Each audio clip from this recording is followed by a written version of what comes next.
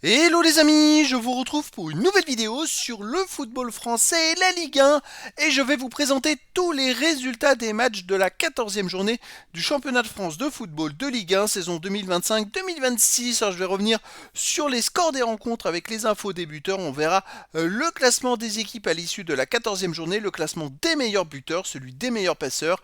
On verra également les statistiques des XG, des buts attendus en faveur des équipes et contre les équipes. Et on terminera par le calendrier de la 15e journée avec les dates, heures des matchs, équipes qui s'affrontent et place au classement des équipes qui s'affrontent. Alors, cette 14e journée a démarré le vendredi 28 novembre et Metz, le 17e, a perdu à domicile contre Rennes, le 6e, un but à 0, but de Rongier à la 22e minute. Ensuite, le samedi 29 novembre, une surprise, Monaco 8e a battu le PSG le premier, un but à 0, but pour Monaco de Minamino 68e minute. Le Paris FC 12e a fait match nul contre Auxerre le 18e, un partout.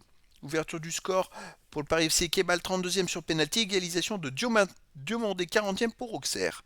Et Marseille 2e, encore une surprise, a fait match nul contre Toulouse le 10e, deux buts partout. Alors comme contre Angers et il y a quelques semaines, Marseille avait l'occasion de prendre la première place du classement puisqu'on a vu PSG a perdu et malheureusement pour eux, ils ont encore pris un but dans les arrêts de jeu qui fait un nul.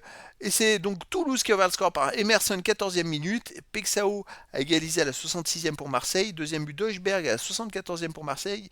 Et égalisation de Massa à la 90e pour Toulouse. Donc voilà, c'est une nouvelle performance des Marseillais qui ratent encore la possibilité de prendre la première place du classement. Ensuite, le dimanche 30 novembre, Strasbourg, le 5e, a perdu à domicile contre Brest, le 14e, 2 buts à 1, but de Ameyo pour Strasbourg, 11e minute, égalisation Del Castillo 55e sur penalty pour Brest et deuxième Magnetti 82e minute pour Brest. Angers 11e a perdu contre Lens le 3e, 2 buts à 1 avec ouverture du score pour Lens Tovin 45e minute, deuxième but de Tovin 74e minute, réduction du score J Birin 76e minute pour Angers et donc grâce à cette victoire Lens devient leader, on va le voir un peu plus loin. Le Havre, 13e, a perdu à domicile contre Lille le 4e, 1 but à 0, but de Igaman Hamza à la 88e minute. Lorient 16e a battu Nice le 9e, 3 buts à 1, but pour Nice, Arthur Avom 12e contre son camp, égalisation pour Lorient et Berger le 31e, et puis un doublé de Soumano 45e et 53e minute. Et puis le dernier match, Lyon 7e a battu Nantes le 15e, 3 buts à 0, but de Abner 51e et doublé de Satriano 70e et 77e minute. Alors au total 3 victoires à domicile, 2 nuls, 4 victoires à l'extérieur. C'est des résultats mitigés quand même. 12 buts à domicile, 10 à l'extérieur, plus 22 de différence de but. Au total, plus 22 buts, au total dans cette journée, de 44 de moyenne par match. Bon, voilà. Alors le classement, les amis, à l'issue de cette 14e journée, comme je vous l'ai annoncé, Lens prend la tête du classement en dépassant le PSG et Marseille. Lens est premier avec 31 points, deuxième le PSG 30 points, troisième Marseille 29, quatrième Lille 26, cinquième Rennes et Lyon 24, septième Monaco 23, huitième Strasbourg 22, neuvième et dixième Toulouse et Nice 17, onzième et douzième Brest et Angers 16 points, treizième Paris FC 15 points, quatorzième Le Havre et Lorient 14, seizième Nantes et Metz 11 points et dix-huitième Auxerre avec 9 points.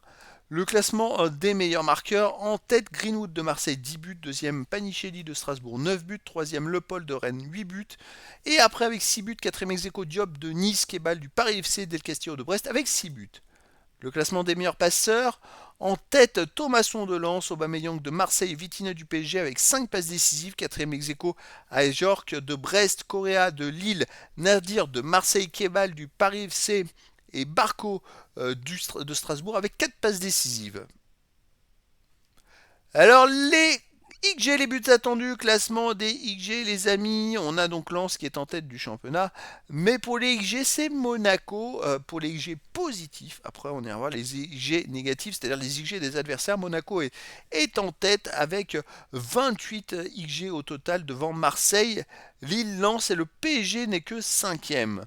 Et donc au niveau aussi des XG encaissés, l'équipe la plus forte c'est le PSG qui n'a encaissé que 12,84 XG, c'est quand même peu.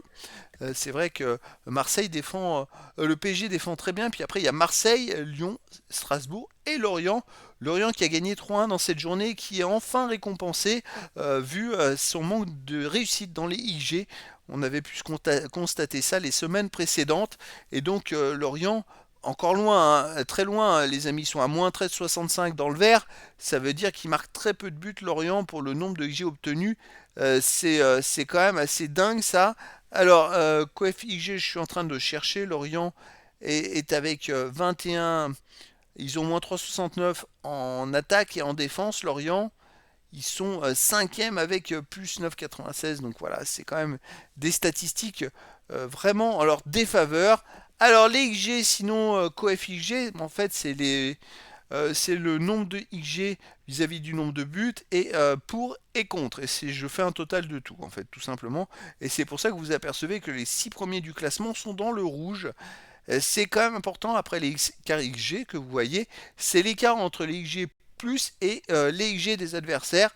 Ça, c'est important de voir que l'écart, finalement, quand c'est dans le vert, c'est une équipe qui est performe. On peut voir que Rennes est dans le rouge en étant 5e du classement. C'est quand même assez étonnant. Et puis Lorient est dans le vert en étant très très bas dans le classement. Mais voilà, c'est quand même des statistiques qui permettent un petit peu de suivre l'évolution des équipes. Allez, on va pas aller plus loin dans cette vidéo. On va... Oula, petit bug. On va revenir tout simplement sur la suite de la vidéo. Alors, on va arriver au calendrier de la 15e journée. Allez, les matchs auront lieu du vendredi 5 décembre au dimanche 7 décembre. Alors, le vendredi 5 décembre à 19h, il y a un Brest 11e contre Monaco 7e. Ensuite, à 21h, Lille 4e contre Marseille 3e. Puis le samedi 6 décembre à 17h, Nantes 16e contre Lens le premier. À 19h, Toulouse 9e contre Strasbourg 8e. Et à 21h05, PSG 2e contre Rennes 5e. Et le dimanche 7 décembre à 15h, Nice 10e contre Angers 12e. À 17h15, deux matchs. Le Havre 14e contre Paris FC 13e. Auxerre 18e contre Metz 17e. Et le dernier match à 20h45, Lorient le 15e recevra Lyon le 6e. C'était donc la présentation de tous les résultats InfoStat classement, XG but attendu et surtout calendrier à l'issue de la 14e journée du championnat de France de football de Ligue 1 saison 2025-2026. Voilà les amis, je vous dis à très bientôt pour une nouvelle vidéo.